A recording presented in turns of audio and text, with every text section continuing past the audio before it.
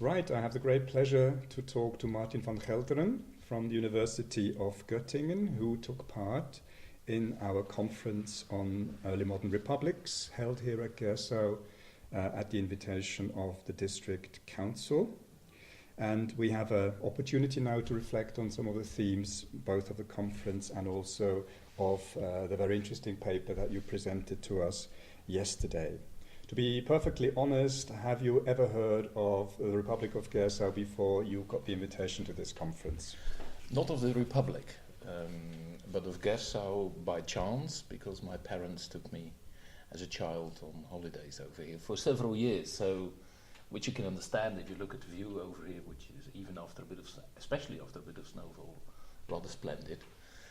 So I knew the area from my youth, and that's why I immediately accepted the invitation, actually. And when you came here as a young boy, as a teenager or whatever, was there any sort of impression that the people feel a little bit particularly about this place, or for you it was just a holiday resort like any other? No. I think Switzerland in itself has the reputation for any other European to be slightly particular. That particularity was also quite visible as a child, as a teenager when I came here. For one thing, you know, I grew up in the Netherlands, and you had to learn German.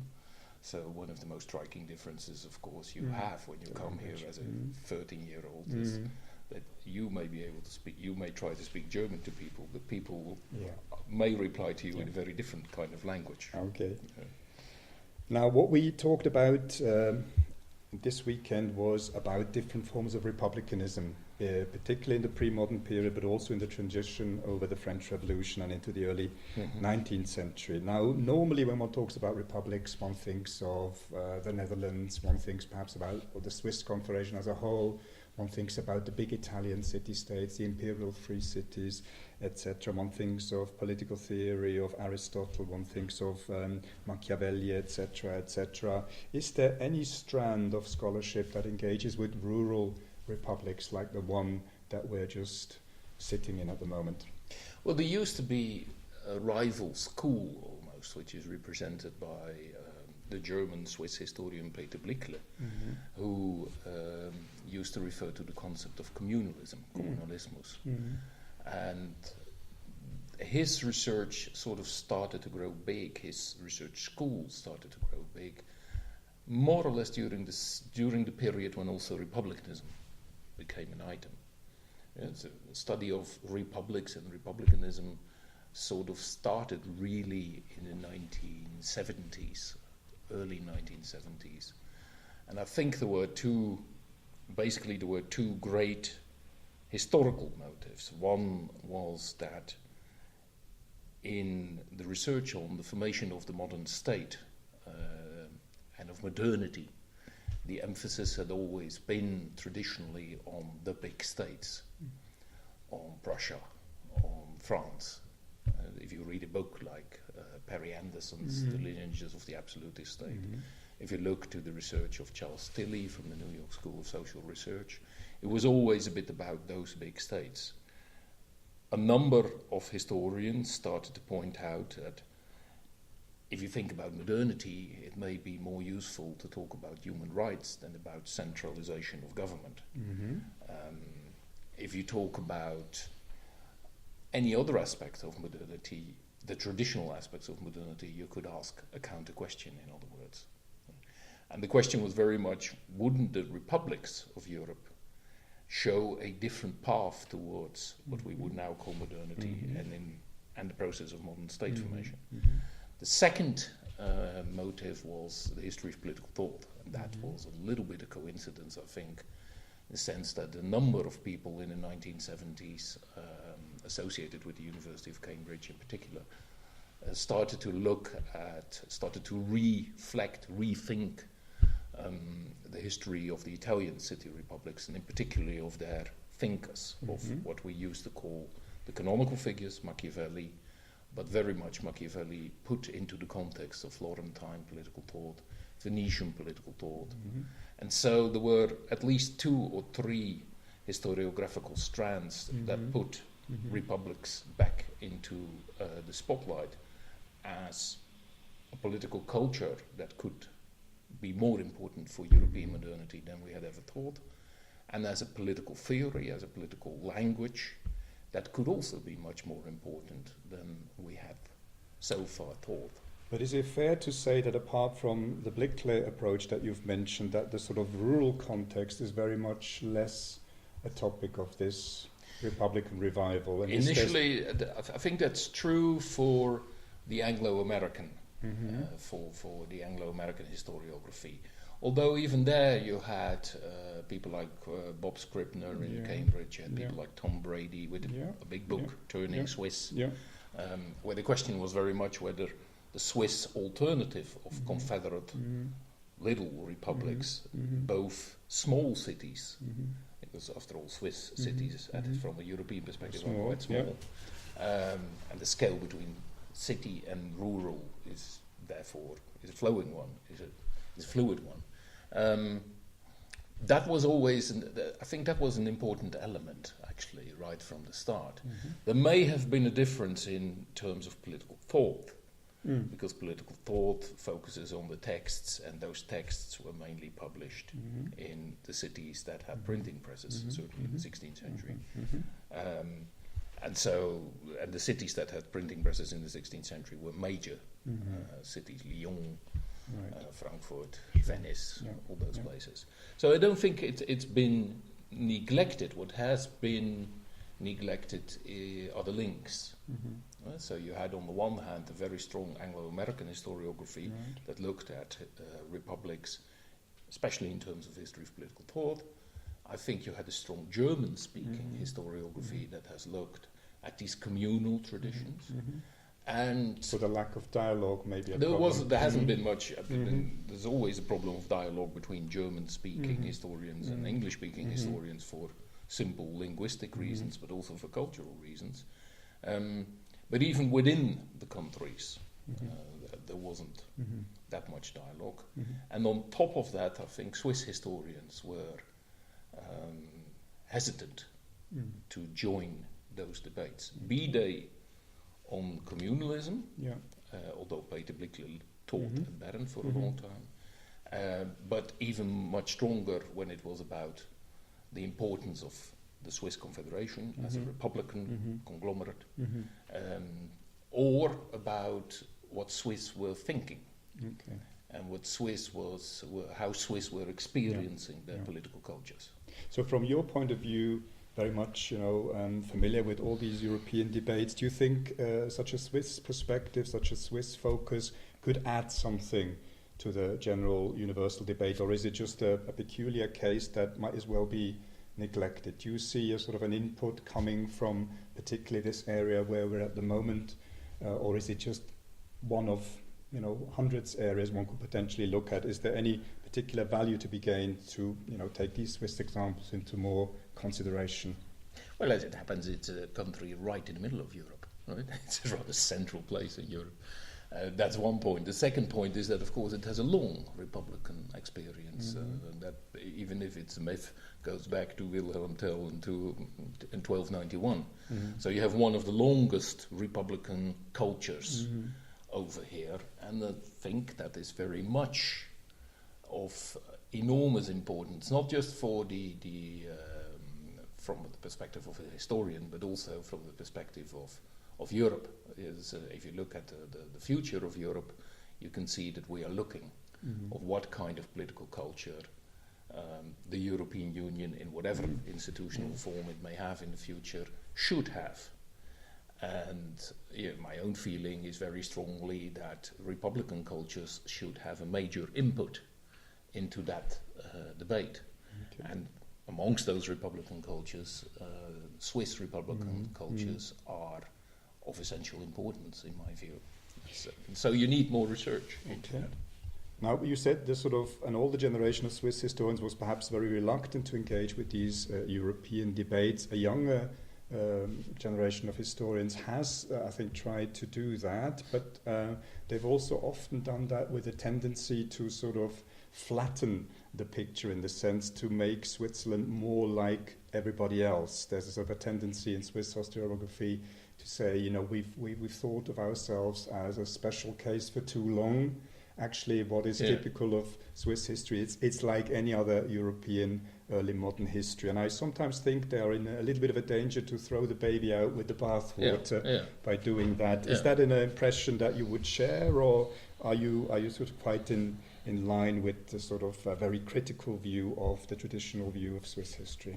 Well, actually, I would sort of question it from another perspective. What strikes me in particular is that quite a few Swiss historians sort of argue, yes, the Swiss were a republic or a confederation of republics, or whatever you want to see it, a confederation of a variety of institutional free forms, but they didn't really have much reflection on it. It didn't really mean much, and it's only when they come in direct contact in the late 17th century with, as it happens, people from the Dutch Republic, that they start to reflect on what it means that they're actually doing. First of all, I don't really believe that people before 1680 or so didn't think about it. But secondly, it's actually more interesting than to look at what these practices of republicanism mean within those rural areas and within those cities, and how you can entangle that with the greater efforts of political theory.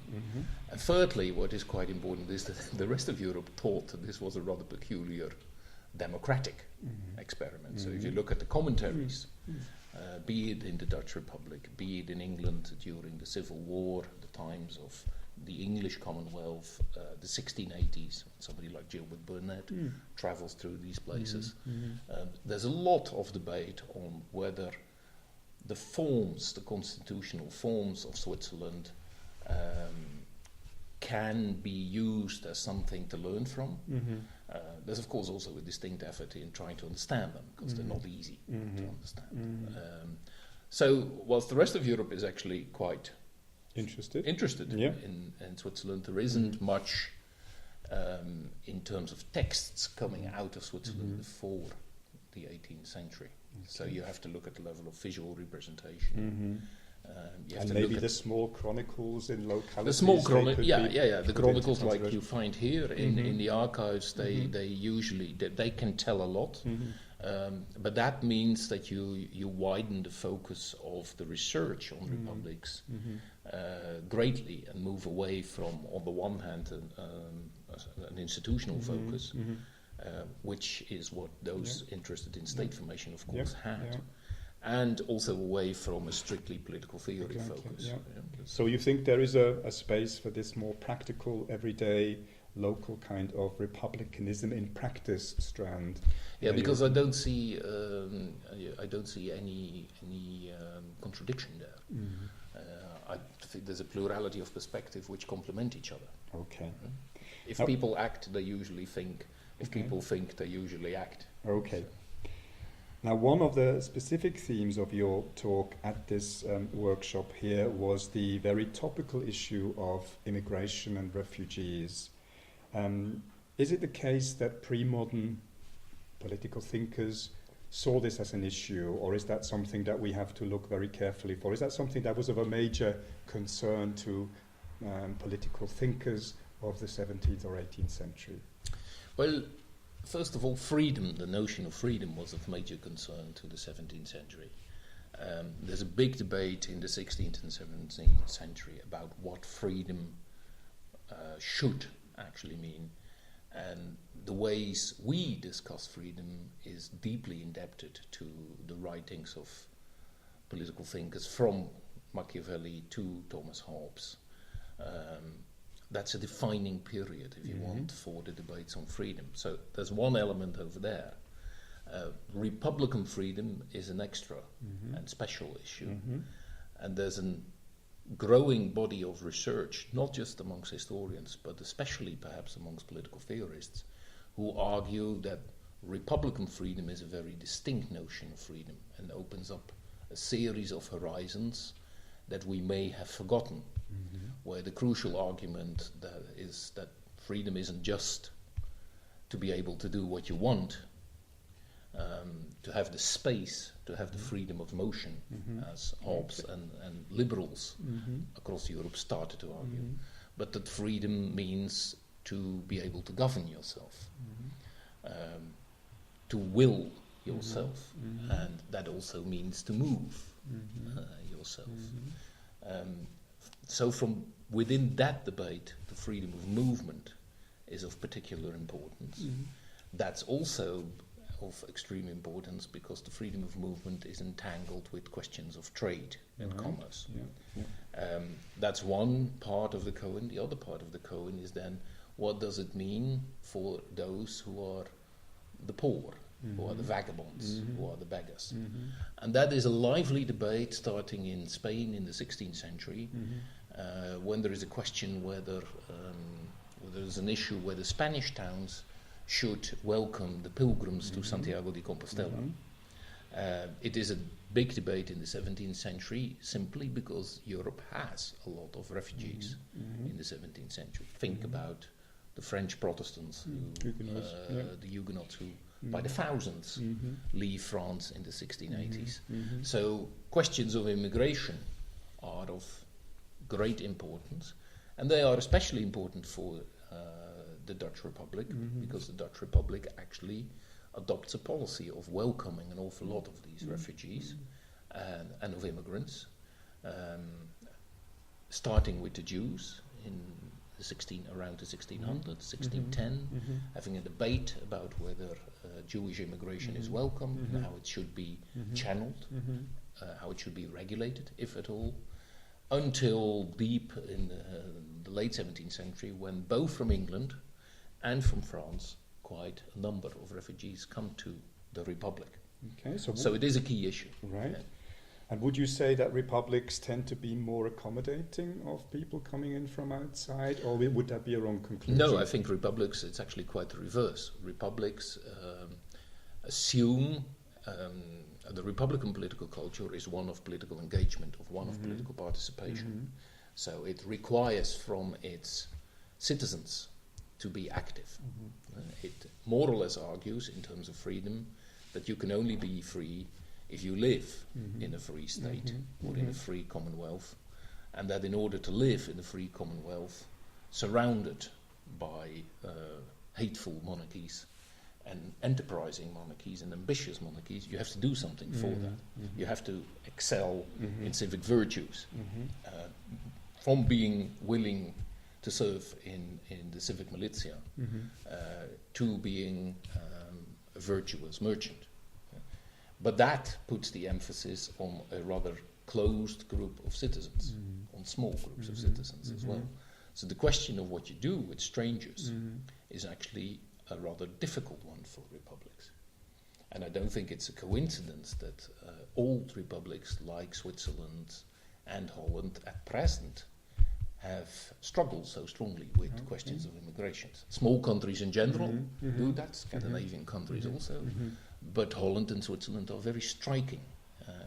And that's partly, I think, because they presuppose a sort of republican culture where the people who are there behave virtuous, behave decent, behave in ways which we can predict, with which we are familiar, and which contribute somehow to the common good. Right? So if you have people coming in where it isn't so clear how they will contribute to the common good, to begin with, because they don't speak the language, republics tend to be rather cautious, if not closed, exclusive, you could even say. Okay. And if we want to perhaps, a little bit dangerously draw some conclusions, perhaps what this may mean for modern day republics, would you say there is a tendency within republics to perhaps welcome economic benefits from immigration, but might be much more skeptical about a full political integration that you need for the kind of civic humanism, the civic engagement that you've just been sketching? Well, in a sense, you have to resolve the tension between, on the one hand, believing in this republican freedom and enhancing this republican freedom, enhancing civic participation, arguing that democracy can only work both at a local, regional, a national and a European level when people are engaged.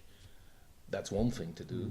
Then you need to refine a sort of reconciliation, a conciliation with the other aspect of freedom, which is that people are free to move themselves. You can only govern yourself if you are able to move yourselves.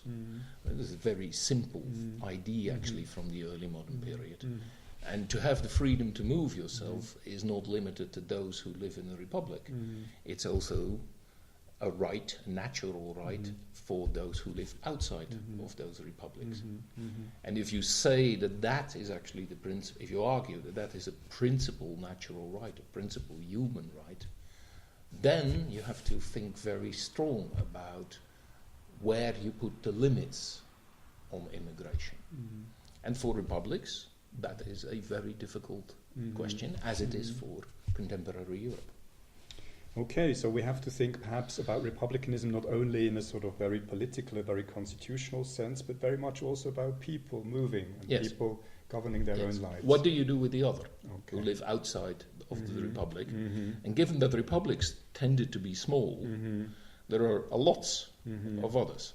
So you better think carefully about how you engage with the other. And that's a particularly difficult problem for such a small place like Gersau, perhaps. It's a particular problem not just for a small place like Gersau, it's a problem for a town like Amsterdam, which isn't so big after all as well. It's a big problem for Switzerland, we see that in the political discussions here. It's a big problem for the Netherlands, we see that in their political discussions. You have similar discussions in the small countries of Europe. Well, of course, the big countries also have their problems with it. Except that I think the smaller countries have a stronger homogeneity in terms of political culture, and have more expectations towards their citizens in terms of their engagement and participation. If you look at, I mean, what impressed me here over the past 2 days is, if you talk to people here, how strongly they are engaged in communal life. That's quite striking. Whereas in the country, in England, where you live and where I've also lived for a number of years, they always talk about community, but I was never able to see it. So there's a strong difference over there in political culture. Good, thank you, Martin. Thank you for this conversation.